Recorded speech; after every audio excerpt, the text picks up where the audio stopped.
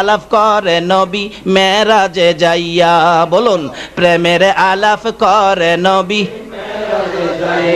একা করে নিলেন তারে, একা করে নিলেন তারে জিবরাইল আসিয়া, প্রেমের আলাপ করে নবী মেরাজে যাইয়া, হাইরে প্রেমের আলাপ করে নবী মেরাজেতে নিলেন যারে অতি আপন বন্ধু করে, মেরাজেতে নিলেন যারে অতি আপন বন্ধু করে, জান্নাতেরই চাবি দিলেন তাকে বুঝাইয়া, জান্নাতেরই চাবি দিলেন তাকে বুঝাইয়া, প্রেমের আলাপ করে নবী মেরাজে যাইয়া, হাইরে প্রেমের আলাপ করে নবী।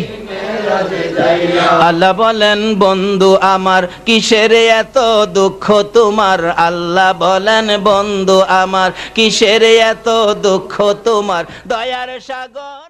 আসুন যে আল্লাহ এই রজব চাঁদের শেষ ভাগে নবীর মেরাজের আলোচনা শোনা এবং বুঝার জন্য, আলোচনা করার জন্য আকাশের অবস্থা ভালো রেখে যে আল্লাহ আমাদেরকে এত রাত পর্যন্ত ধৈর্যের সহিত বসে থাকার তৌফিক দিয়েছেন, সে আল্লাহর শুকর আদায় করে সকলে একবার বলুন আলহামদুলিল্লাহ।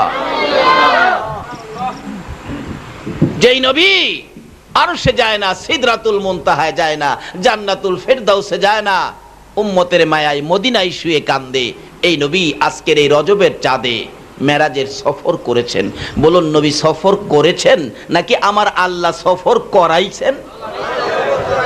এই রজব চাঁদ কি আশ্চর্য সফর! আল্লাহ নিজে কোরআন শরীফে আশ্চর্যের ঘোষণা দিয়েছেন, সুবহানাল্লাযী আসরা, সুবহান শব্দ উচ্চারণ করেছেন আমার আল্লাহ কোরআন শরীফে। আমরা আশ্চর্য কিছু শুনলে দেখলে আমরা কি বলি? সুবহানাল্লাহ বলি না?